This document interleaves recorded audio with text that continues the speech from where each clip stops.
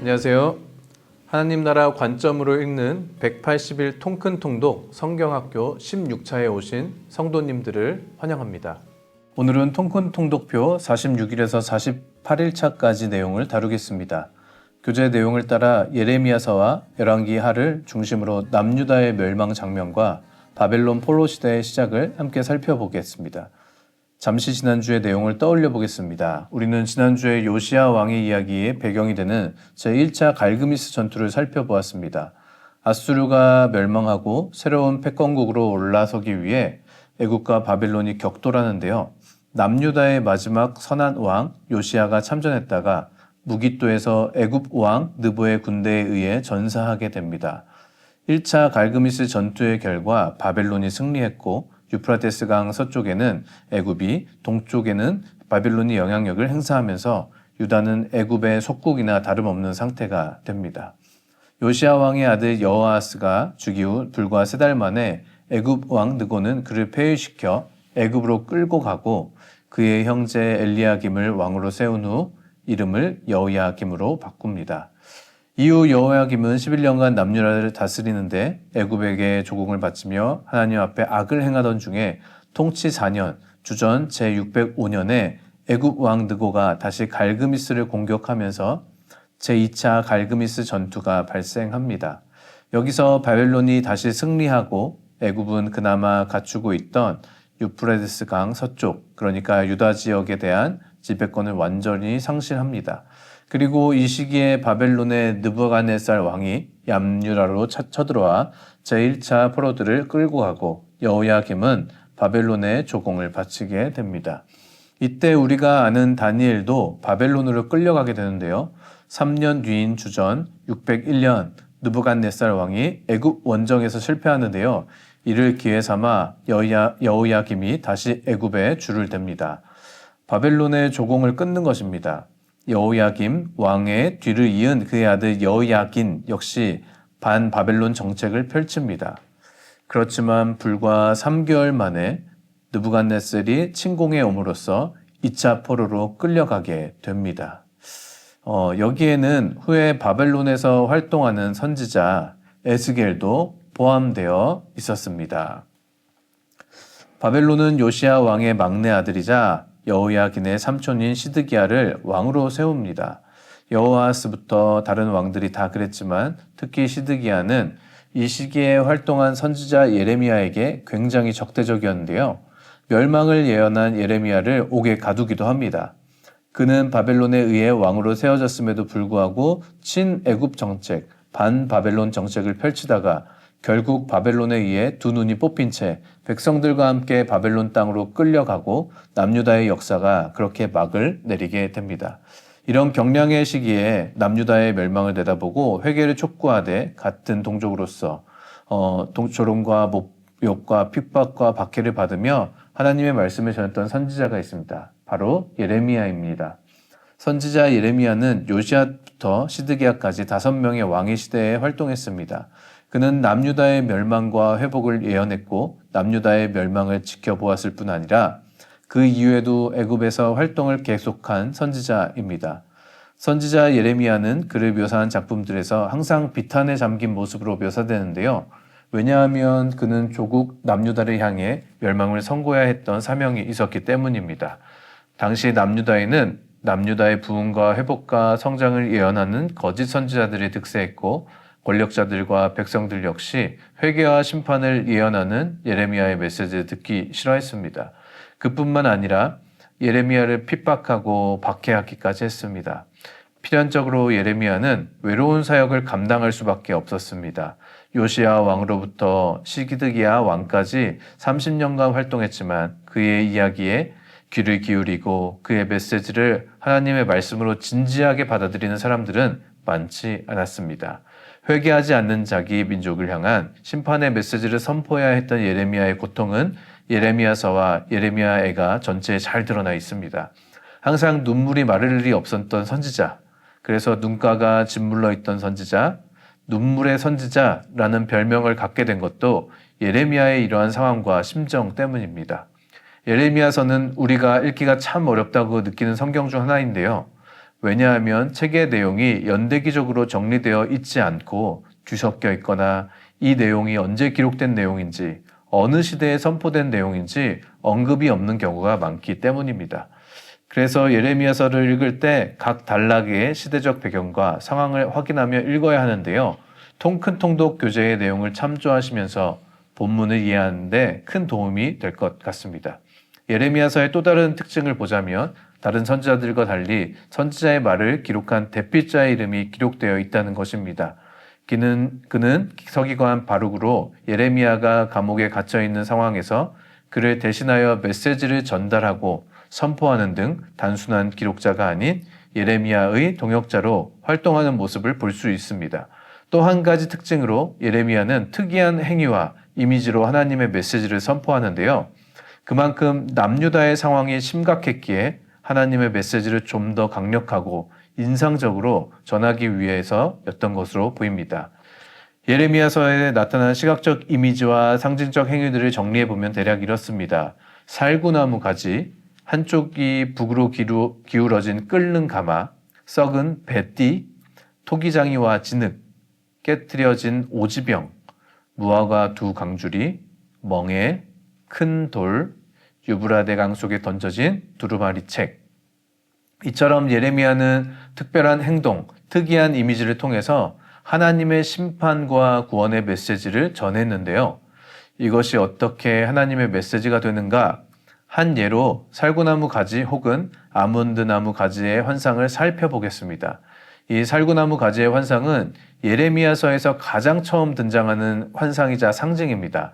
하나님이 살구나무 가지의 환상을 예레미야에게 보여주시고 물으십니다. 무엇을 보느냐? 예레미야가 대답합니다. 살구나무 가지를 봅니다. 하나님이 대답하십니다. 내가 잘 보았다. 이는 내 말을 지켜 그대로 이루려 함이다. 다소 아리송한 문답 같지만 여기에는 크게 두 가지 의미가 있습니다. 우선 하나님께서 예레미야에게 앞으로 보여주실 환상과 계시를 반드시 시행하겠다. 즉 남유다를 향한 심판을 반드시 이루겠다는 강한 의지의 표현을 나타내시는 장면인데요. 살구나무라는 말과 보느냐라는 말이 히브리서 원어상 발음이 아주 흡사합니다.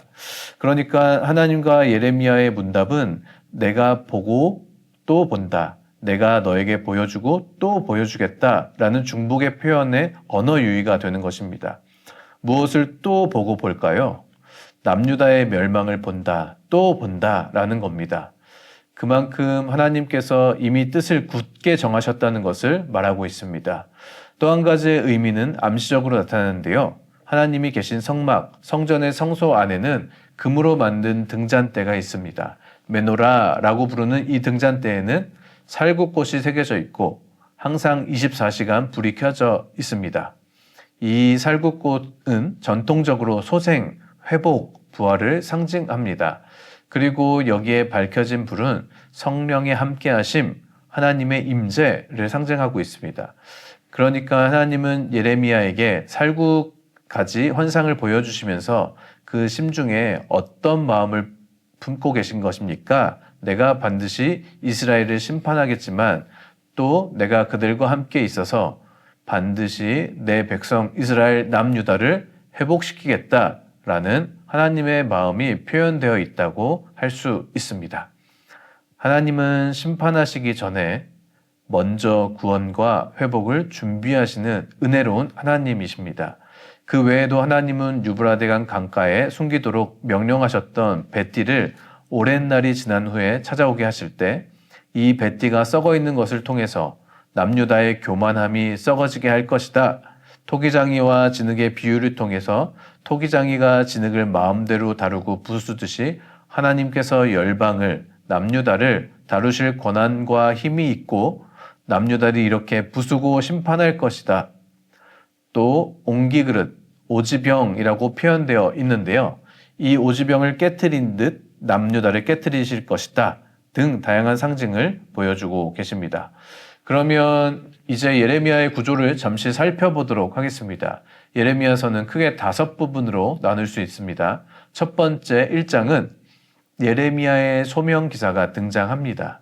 예레미야의 출신, 활동 시기, 예레미야에게 전하게 될 메시지의 핵심적인 내용이 등장합니다. 두 번째 단락은 2장에서 20장까지 내용으로 여러 개의 예언들을 묶음으로 이루어져 있는데요. 앞서 말씀드린 것처럼 이 메시지들이 언제 선포되었는지 구체적인 상황과 시간을 알 수 없는 예언들입니다. 20장에는 이러한 예언들의 결과로 인해 예레미야가 폭행당하고 조롱당하는 모습이 등장합니다. 세 번째 부분은 21장에서 39장인데요. 구체적인 예언의 시기와 사건들이 기록된 예언들의 묶음입니다. 그러나 이 부분 역시 예언을 한 시기만 알 수 있을 뿐 전체 내용이 연대기적으로 뒤죽박죽이어서 우리가 이해하기 어려운 부분들이 있습니다. 반드시 읽으실 때 표와 교재를 참조하시기 바랍니다. 38장과 39장에서는 멸망과 심판을 예언한 예레미야가 구덩이와 감옥에 갇히게 되고 남유다가 멸망하는 장면이 등장합니다. 넷째 단락은 남유다의 멸망 이후 예레미야의 행적과 예언들인데요. 멸망 후 1단의 무리들이 애굽으로 향하는데 이때 예레미야도 이들과 함께 있어서 예언을 합니다. 그러나 사람들은 듣지 않습니다. 마지막 단락에서 예레미야는 열방에 대한 심판과 예루살렘의 회복에 대한 메시지를 전합니다. 52장에 이르러서는 39장에서 다루었던 예루살렘의 함락, 남유다의 멸망 장면을 좀 더 자세히 세세하게 다루면서 예레미야서가 끝이 납니다. 예레미야서의 내용이 방대하기 때문에 오늘 모든 이 내용을 다룰 수는 없고요. 앞서 간략히 나눈 왕들의 이야기와 함께 예레미야의 몇 장면들만 살펴보겠습니다. 특히 오늘은 시드기야 왕 때에 예루살렘이 멸망하는 장면까지 다루지 않고요. 시드기야 왕이 즉위하는 장면까지 그때까지의 예레미야의 행적을 주로 살펴보도록 하겠습니다. 우선 요시야 왕 당시에 예레미야의 특별한 활동 기록은 예레미야서에 나오지 않습니다. 다만 선한 왕 요시야의 죽음으로 낙담하는 예레미야의 모습이 등장하긴 합니다. 예레미야의 본격적인 메시지 선포 활동은 요시야 왕 사후에 시작됩니다. 요시야 왕 사후 남유다는 급격하게 다시 악으로 치닫는데요. 불과 3개월 동안 여호아하스 왕은 하나님 앞에 죄를 범하고 우상 숭배를 시작합니다. 여호아하스 왕은 애굽의 느고 왕에 의해서 3개월 만에 폐위되고 애굽은 엘리야김을 새로운 왕으로 삼고 엘리야김의 이름을 여호야김으로 개명시킵니다. 여호야김은 애굽의 조공을 바칩니다. 문제는 여호야김 역시 그의 형 여호아스처럼 남유다에 다시금 우상 숭배를 들여왔다는 것입니다. 이때 예레미야에게 하나님의 메시지가 임합니다. 남유다를 향한 예레미야의 메시지의 핵심을 정리하자면 내가 이 성전을 실로같이 되게 하고 이 성을 세계의 모든 민족의 저주거리가 되게 하리라. 너희들의 죄로 인해 이 성이 멸망하고 성전이 무너질 것이다. 회개하라. 하나님께서 남유다를 버리실 것이다. 라는 것입니다. 이 사진은 실로 지역의 유적지를 찍은 항공사진이고요. 실로는 가나안에 입성한 이스라엘 백성들이 사사기를 지날 때부터 사무엘 때까지 성막과 성궤가 있던 곳입니다. 사사기의 약 400년 동안 이스라엘의 신앙 중심지였고 하나님의 임재가 있던 하나님의 처소가 있던 곳이 바로 이 실로입니다. 지도를 보시면 실로가 무람스파의 땅에 위치한 것을 볼 수 있는데요. 한때 하나님의 임재 처소였던 실로지만 지금은 북이스라엘이 멸망하고 황폐한 땅이 되었습니다. 이처럼 예레미야는 이전에 하나님이 친히 자신의 임재의 처소를 황폐하게 하셨다면 당연히 지금의 임재의 처소 예루살렘과 그 성전 역시 황폐하게 하실 수 있다라는 논리를 가지고 남유다를 향한 심판의 메시지를 전하는 것입니다. 그러나 남유다의 여호야김 왕을 비롯한 제사장들, 지도자들, 백성들은 예레미야의 말에 분노하고 그를 잡아 죽이려 합니다. 남유다 백성들에게 있어 성전은 절대 신성 불가침의 영역이었습니다. 실제로 하나님의 백성다운 삶을 살지 않으면서 하나님의 성전이 예루살렘에 있는 한 절대 예루살렘은 무너지지 않는다는 생각이 그들 안에 있었던 것입니다. 예레미야 26장 8절, 11절 말씀입니다.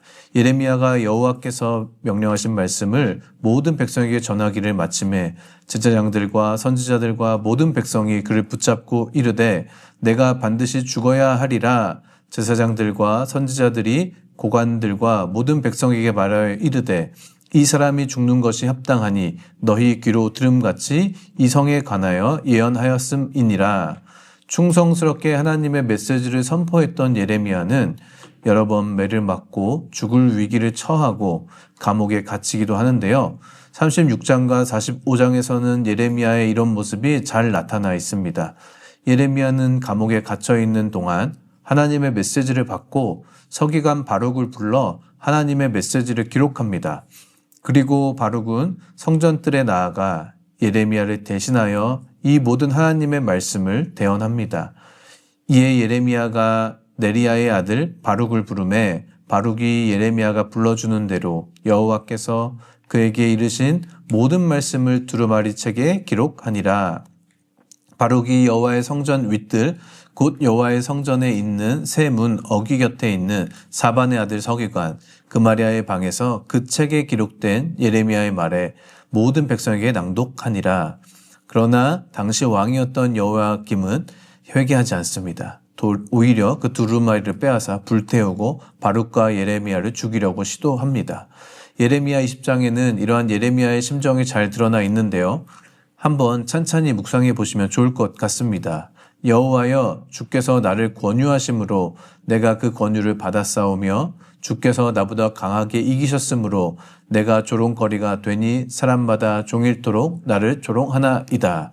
내가 말할 때마다 외치며 파멸과 멸망을 선포함으로 여호와의 말씀으로 말미암아 내가 종일토록 치욕과 모욕거리가 됨이니이다. 예레미야는 사실 태어나기 전부터 하나님의 선지자로 부름을 받은 사람입니다. 하나님의 강권하심 때문에 강건하심을 못 이겨서 하나님의 메시지를 전했고 그 메시지의 내용은 파멸과 멸망이었죠. 그래서 그는 사람들로부터 모욕을 당하고 조롱을 당하고 매를 맞고 치욕을 당합니다. 예레미야라고 해서 자기가 사랑하는 자기 민족을 향해 멸망을 선포하고 믿음을 받아야 하는 사역을 계속하고 싶었을까요? 내가 다시는 여호와를 선포하지 아니하며 그의 이름으로 말하지 아니하리라. 이것이 어쩌면 예레미야의 솔직한 마음이었을지도 모르겠습니다. 그런데 그 다음 구절이 우리를 감동시킵니다. 그리 생각하면 나의 마음이 불붙는 것 같아서 골수에 사무치니 답답하여 견딜 수 없나이다. 예레미야의 예언 중에 아주 중요한 포인트 하나가 바로 70년이라는 단어입니다. 예레미야는 남유다가 바벨론의 포로로 끌려가 70년의 포로기를 보낼 것과 70년이 지나면 바벨론이 멸망당하고 예루살렘으로 백성들이 돌아오게 될 것을 구체적으로 예언하고 있습니다. 그리고 이러한 예언 사역의 와중에 제2차 갈그미스 전투가 주전 605년에 일어나고 그 결과 승리한 바벨론에 의해 1차 포로가 끌려가게 됩니다. 1차 포로 이후 주전 601년 느부갓네살 왕이 애굽 원정에 실패하게 됩니다. 이를 계기로 여호야김 왕은 바벨론의 조공을 끊고 애굽을 의지해 힘을 기르려 합니다. 그리고 여호야김의 뒤를 이어 여호야긴이 왕이 됩니다. 그러나 여호야긴이 왕이 된 지 3달 하고도 열흘 만에 주전 597년에 느부갓네살 왕이 군대를 이끌고 여호야긴을 폐위시키고 포로로 끌고 갑니다. 이것이 2차 포로인데 이때 느부갓네살 왕은 예루살렘 성전과 왕궁의 모든 보물과 그릇을 가져갔을 뿐만 아니라 성전을 파괴하고 예루살렘의 모든 유력한 사람들, 용사, 기술자, 귀족들을 사로잡아 갑니다. 그리고 시드기야를 왕으로 세우게 됩니다. 예레미야는 이 시기에 두 무화과 광주리의 환상을 보고 예언하는데요. 그 환상에서 한 광주리는 극상품 무화과, 다른 한 광주리는 썩은 무화과가 가득합니다. 하나님은 바벨론으로 사로잡혀 가는 자들을 극상품 무화과처럼 경건하고 선한 백성으로 만드셔서 돌아오게 하시고 유다의 남은 백성, 애굽을 의지하는 백성들을 썩은 무화과처럼 흩어버리시겠다는 말씀을 통해 바벨론을 통한 심판이 바벨론을 통한 남유다의 멸망이 하나님의 주권 아래 벌어지고 있는 일임을 보여주고 자신의 계획을 나타내십니다. 남유다의 마지막 시드기야는 여전히 반바벨론 정책을 펼치는데요. 예레미야는 스스로 멍에를 메고 바벨론에 의한 심판이 하나님의 뜻임을, 바벨론에 복종해야 함을 선포합니다. 이러한 메시지는 시드기야 왕으로부터 모든 유다 백성에게 거슬렸습니다. 예레미야서 전체에서 하나님의 선지자 예레미야와 거짓 선지자 사이의 갈등이 계속 반복적으로 등장하는데요. 안타깝게도 백성들과 주저자들은 자신들에게 거슬리는 예레미야의 메시지보다 자신들의 귀를 즐겁게 하고 위안을 주는 거짓 선지자들이 메시지에 청종합니다. 이 그림은 멍에를 맨 예레미야를 붙들고 있는 한 사람이 등장하는데 그는 거짓 선지자 하나냐입니다. 선지자 하나냐가 선지자 예레미야의 목에서 멍에를 빼앗아 꺾고 모든 백성 앞에서 말하여 이르되 여호와께서 이와 같이 말씀하시니라 내가 2년 안에 모든 민족의 목에서 바벨론의 왕 느부갓네살의 멍에를 이와 같이 꺾어버리리라 하셨느니라 하매 거짓 선지자는 예언하기를 평안하라 평안하라 예언하는 것입니다. 이제 바벨론으로부터 자유할 것이다 예언하는 것입니다. 회개와 하나님의 심판을 말하기보다는 그저 백성들이 듣기 좋은 거짓 위안을 선물하는 것입니다. 이 일로 인하여 하나냐는 하나님의 심판을 받아서 죽게 됩니다. 예레미야 29장은 당시 일자 포로로 끌려갔던 이스라엘 백성들을 향해 쓴 위로의 편지입니다. 70년이 차면 돌아오리라. 너희를 향한 내 마음은 평안이요 재앙이 아니다. 미래와 희망을 줄 것이다. 이 메시지를 통해서 유다를 심판하시는 것이 하나님의 유다를 아주 버린 것이 아니고 자기 사랑하는 백성들을 향해 응급수술을 하신다는 일이다 라는 것을 우리가 알 수 있습니다. 여기서 잠깐 남유다의 마지막 왕 시드기야와 남유다의 멸망 장면 그리고 3차 포로 이야기는 뒤로 제쳐두고 교제의 진행에 따라 주전 605년 시작된 포로 시대의 개요를 살펴보도록 하겠습니다. 이 시대의 주요한 인물들을 꼽자면 예레미야, 다니엘, 에스겔, 오바댜, 선지자 등을 꼽을 수 있고요.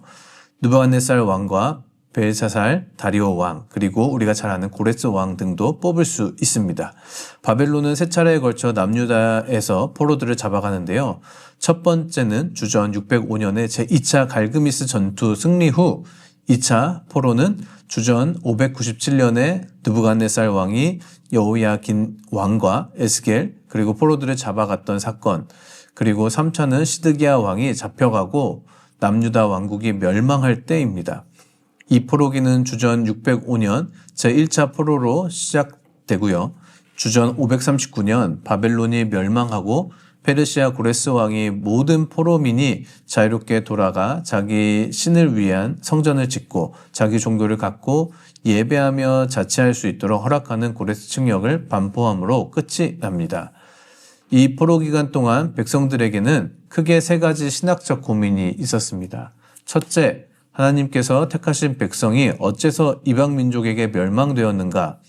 둘째, 우리에게 과연 소망이 있는가? 셋째, 하나님은 여전히 우리와 함께 하시는가? 라는 것입니다. 이 시기에 활동한 선지자들은 예레미야, 이사야 등의 선지자들이 전했던 심판과 회복의 메시지의 연장선에서 여전히 하나님이 온 세상을 통치하시며 그 백성의 죄를 심판하셨지만 아주 버리지 않으셨고 반드시 회복시킬 것이다 라는 구원 메시지를 전하고 있습니다. 오늘 강의는 여기까지 다루도록 하겠습니다. 네, 오늘 우리는 남유다의 마지막 왕들에 대한 이야기와 예레미야 이야기를 함께 살펴보았습니다. 어쩌면 오늘 이 시대에 바로 예레미야 같은 사람들을 하나님이 찾는 줄 믿습니다. 사람들이 듣기 좋아하는 이야기, 사람들이 원하는 이야기를 쫓아 사는 우리가 아니라 때로는 우리를 아프게 하고 때로는 고통스럽게 할지라도 그것이 하나님의 말씀이라면 끝까지 순종하고 충성스럽게 나아가는 그런 예레미야 같은 우리가 되기를 간절히 소망합니다. 감사합니다.